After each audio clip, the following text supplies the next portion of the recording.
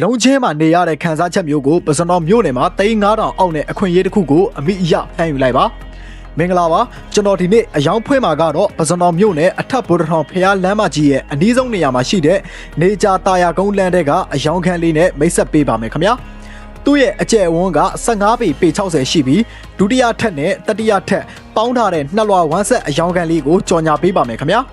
ဒုတိယထက်ရောတတိယထက်ရောနှစ်လွှာလုံးကိုဝမ်းဆက်ရောင်းမှာဖြစ်ပါတယ်။သူ့ရဲ့အခန်းဖွဲ့စည်းပုံစနစ်လေးမရှင်းပြခင်မှာတခုထပ်ပြီးတော့အသိပေးချင်ပါတယ်။ယခုအယောင်ဖွဲ့မှာကတော့အဟောင်ကောင်တိုက်မဟုတ်ပါ။တရိုက်လုံးကို RC စနစ်ဖြင့်စောက်လုပ်ထားပါတယ်။ဒီတော့3လွှာရော4လွှာရော2လွှာလုံး RC ဖြစ်လို့ကြမ်းခင်းနေရှာရိုးခင်းဖြစ်မှာကိုလုံးဝစိတ်ပူစရာမလိုဘူးဗျာ။တောင်ကန်းလည်းဖြစ်တယ်၊တောင်းတိုက်လည်းဖြစ်တာကြောင့်ဘေးတိုက်မရှိအနောက်တိုက်လွတ်တာလည်းဖြစ်လို့လင်းဝင်လေထွက်နေအလင်းရောင်ကတော့ရှယ်ကောင်းတယ်ဗျာ။တောင်ကန်းဆိုပေမဲ့မိုးစိတ်တာတို့မိုးယိုတာတို့တွေလုံးဝမရှိပါ။တိုက်သားကတော့ရှယ်တောင်းတယ်ဗျာ။အတွင်းလေကားရောအပြင်လေကားရောလှေကားနှစ်စုံရှိတာကြောင့်မိသားစုကြဲကြဲဝန်းဝန်းဖြင့်တီးခြားနေမလားဒါမှမဟုတ်တခန်းလူနေနောက်တခန်းကိုအငှားတင်မလားအဖက်ဖက်ကနေအားတာချက်အပြည့်ရှိတယ်ဗျာထပ်ပြောပါမယ်ဟောင်ကောင်တိုက်မဟုတ်ပါ all RC စနစ်ဖြစ်ပါတယ်ခင်ဗျာ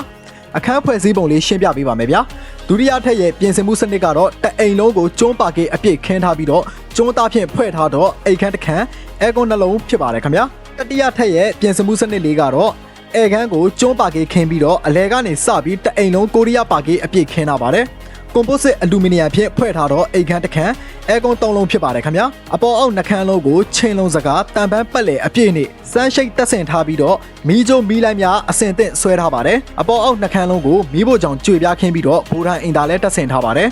ရေမော်တာနဲ့မီတာကိုလည်းအပေါ်တစ်လုံးအောက်တစ်လုံးတက်တက်စီခွဲထားသေးတယ်ဗျာဒီနေရာမှာကျွန်တော်တို့ခုပြောချင်တာကတော့ဒီတိုက်ကမြေရှင်တိုက်မဟုတ်ပါအိုးအိမ်တိုက်ဖြစ်ပါတယ်စာရွက်စာတမ်းအဆက်ဆက်စုံလင်မှုရှိပါတယ်အမိဖောက်လို့ရပါသေးတယ်